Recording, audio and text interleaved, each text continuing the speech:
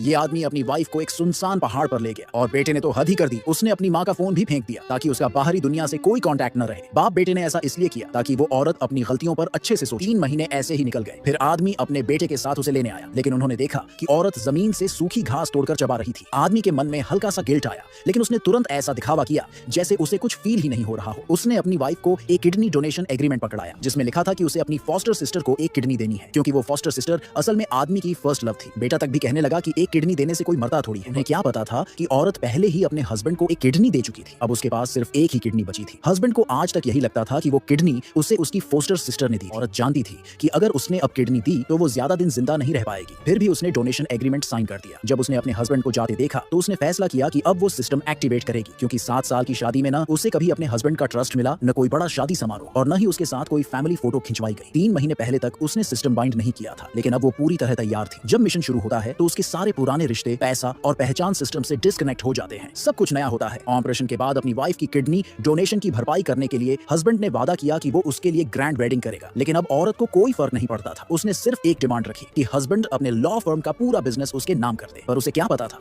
कि जिस poster sister के लिए वो सब कर रहा है, उसने पहले ही चीफ सर्जन को घूस देकर अपने हिसाब से सब सेट कर लिया है। वो लोग उस आदमी को पागल बना के खेल रहे थे और एंड में उन्होंने उसी के हाथों उसकी बीवी की मौत करवा दी। घर लौटकर औरत ने उनके साथ की हुई सारी फोटोज जला दी, यहाँ तक कि वो पेड़ भी काट दिया जो उन्होंने साथ में लगाया था। ये सब देखकर आदमी भड़क गया। वो तुरंत अपनी वाइफ से जवाब मांगने गया, लेकिन उसकी फोस्टर सिस्टर ने फिर से भड़काकर उसकी बीवी को गलत समझा दिया। आदमी ने गुस्से में अपनी बीवी को डांट दिया। उसने बोला कि तुम सिर्फ जलती हो और हमेशा नीच तरीके अपनाती हो। उसने कहा कि वो फोटोज जो तुमने जला दी, पहले तो तुमने ही मुझसे और बेटे से कहा था कि तुम्हारे लिए खरीदे, अब जब जला दिए तो उम्मीद करता हूँ बाद में पछताना मत। उस वक्त औरत अपने हस्बैंड और बेटे से पूरी तरह टूट चुकी थी। अब उसे कोई उम्मीद नहीं रही थी कि उसका हस्बैंड कभी उसके लिए ग्रैंड वेडिंग करेगा। आदमी के पास और कहने को कुछ नहीं था, इसलिए वो बस गुस्से में वहां से चला गया। मरने से पहले औरत ने अपनी सारी जायदाद अपनी बेस्ट फ्रेंड के नाम कर दी, क्योंकि उसके खुद के मम्मी पापा भी फोस्टर सिस्टर का ही साथ दे रहे थे। अब उसका किसी रिश्तेदार से कोई लगाव नहीं बचा था। जल्दी ही सर्जरी का दिन आ गया। औरत देख रही थी कि सब लोग बस फोस्टर सिस्टर के इर्द गिर्द घूम रहे थे, उसका ख्याल रख रहे थे। उसका दिल अंदर से टूटता जा रहा था। जैसे ही ऑपरेशन थिएटर के दरवाजे धीरे धीरे बंद हुए, 2 लोगों की किडनी ट्रांसप्लांट सर्जरी शुरू हो गई। 5 घंटे की लंबी वेटिंग के बाद आखिरकार ऑपरेशन थिएटर के दरवाजे खुले, लेकिन किसी ने औरत की हालत नहीं पूछी। सब बस ये जानना चाहते थे